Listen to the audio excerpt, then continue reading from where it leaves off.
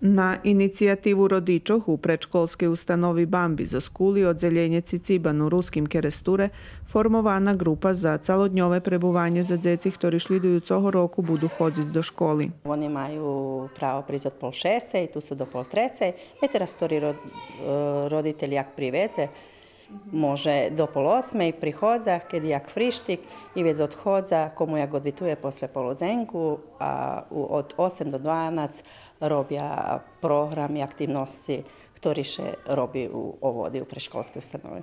Novu grupu dvojazičnu maju u kocurskim odzeljenju Herlička predškolskej ustanovi Boško Buha z Verbasu. U dvojazičnej grupi jedna vaspitačica robi po srpski, a druga po ruski. Znači tu obda nište, ali djeci pripovedaju z jednu vaspitačicu po ruski, a z drugu po srpski.